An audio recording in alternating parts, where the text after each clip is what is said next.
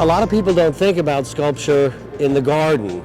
And how did you come to be involved with sculpture that's really about being in the garden? I don't think I had the nerve to produce sculpture for the interior. I suppose, long story short, I made my first piece of sculpture about 25 years ago. I didn't consider it as a piece of sculpture. I consider it as an embellishment, as an ornament for the garden. And it took quite a few years for me to acknowledge the fact that I was making sculpture. It was rudimentary metalwork, which had an artistic flair. But did you have a background in gardening? No, I mean, I'll give a lightning resume. Left school under a bit of a cloud, aged 15. I was a potter, a thatcher, a rock climbing instructor, a mountaineering cameraman, and then on a whim I bought myself a 160-ton coaster and turned it into a travelling arts centre, theatre.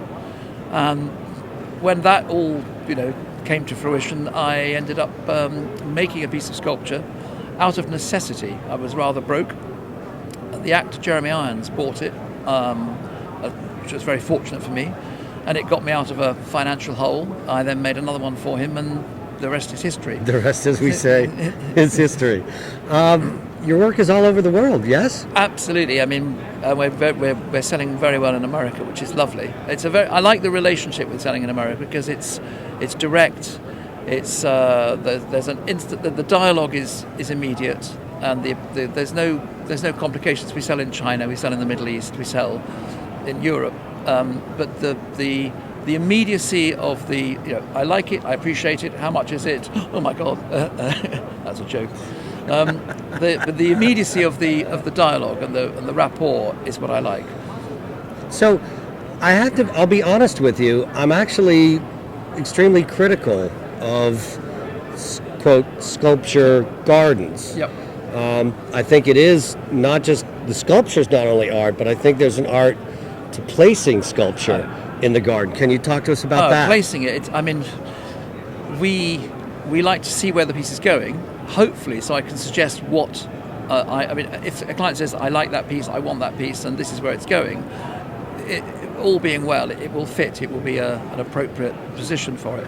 It's tragic when you go and they want to position it in completely the wrong place, like putting a sundial in the shade. So we like to advise, we like to engage. Minor, it's happened, But positioning it is key, absolutely key. Is it a focal point? Is it something you stumble upon? Is it something very discreet that's going to be inveigled in the garden?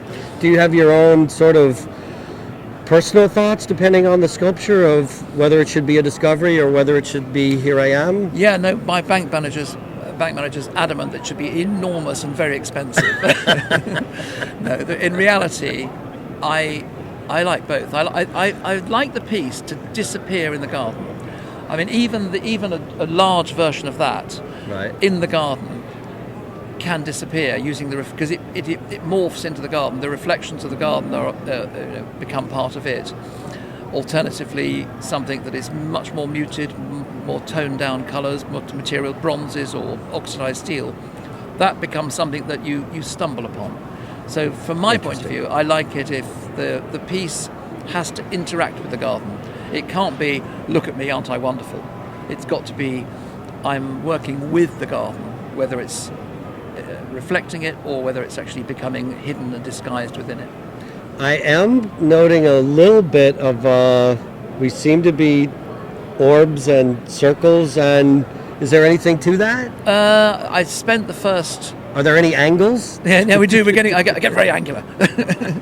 I spent the first 10 years or so making armillary spheres, which is what that was my signature piece. I'm sorry? You called them? Armillary sphere, from the Latin meaning armillaire, bracelet or rings, devised by the Greek philosopher Ptolemy about 250 AD. It was the spherical sundial, the armillary, which is a very elegant mixture of art and science. So that was more engineering than art, from my point of view, having to get it right. So I suppose if I spent 10 years making spheres, then as I evolved into sculptural pieces that were pure art, I stuck with spherical objects. We do other things. Other shapes are available. This is a copy or my variation of an armillary sphere devised by Ptolemy 250 AD. It's been made for a specific location, so the exact position on the planet determines how all the rings are set. So no two armillary spheres should be the same. Gotcha. So the latitude and the longitude, the equatorial plane, the meridian, the horizons, all the relevant all rings are named. So we make it so it tells the time using ancient mathematics. But the main key for me is this is a piece of sculpture that takes its function, its inspiration from the heavens. So they were imbued with oracle-like status. They were the voice of the heavens. They were something ethereal about them. So there's a tradition, there always has been a tradition with sundials, and particularly armillaries, of lovely quotes. And they're meant to, I mean, we can write whatever you like, but it should be something a little bit uplifting or a little bit spiritual, quizzical, and that's the tradition with them. How does this one function, though, as a timepiece? Walk us through that. Okay, so essentially, this one's been made from my home in Oxfordshire in England. So we have a latitude, we're north of the equator, 51 degrees. So this angle here is 51 degrees. The sun rises and sets at the equinox, equal night and day, 12 hours of daylight, 12 hours of night, when the sun is at 51 degrees at midday. So that is how we've established the equinox, or the latitude. So the sun, eventually, in England we get this 1 or 2 days a year when we actually have sun. It's a slightly different story here in California. I was just there. It'll come beaming through here, and this is the gnomon. This is the science of gnomics.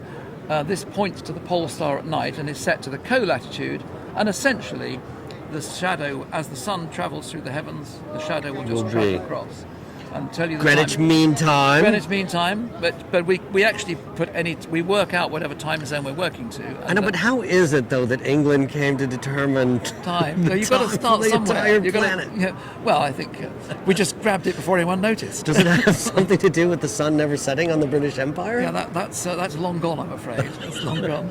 We make. I mean, I've got here 3 or 4 pieces on display. We make 30, 40 different designs, shapes, and materials.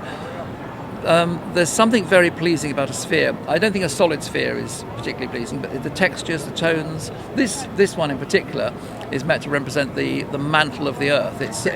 Tell us a little bit about the sculpture. This one. I've always been obsessed with the positive, negative, space and void, the gaps, the relationship between the two elements of positive and negative, really. Yes. So this is representing a wafer-thin crust of the earth. I'm not going to get too environmental warrior on this one, but it's the wafer-thin crust of the earth on which we inhabit, and then the whole sphere represents the sort of the mass, the volume of the sphere. The gold within, it is 23 3/4 carat gold, reflects and creates this beautiful, really beautiful energy, whether it's lit by sunlight or a small LED by night. And it's got a sort of magical, ethereal quality. Also, the levity to it. You've got this lovely oxidized natural patina, and the gaps in between. So there's a light levity. Dare I say it again? Well, you did, and brilliantly, I might add. But stainless steel. Yeah. But stainless steel it's such a tricky beast. I love it because we polish it to within an inch of its life, and then somebody touches it and it gets scratched in the workshop. So I have a love-hate relationship. So it's difficult to even ship? Yes, you ship it. You wrap it in like swaddling clothes and bubble wrap and foam, and then you take it out, and then somebody just leans on it and scratches it. But the stainless steel is a case. It's difficult to work, very, very expensive to buy, very difficult to work, and then any blemish stands out like a sore thumb, which is tricky. So there's a real art to working it, but the reward is if you get it right, you get the incredible reflections, and that's when we're reflecting the garden. That's where we're engaging with the garden and absorbing the garden into the piece, which I absolutely love. Well, I think it's an amazing, the mirror-like surface, and yet still the strength of it being steel. Yeah, I mean, if I could do it in glass, it would be a lot easier, but I don't think, we play cricket in England and that wouldn't work. All right, well, thanks for talking to us. More than a pleasure.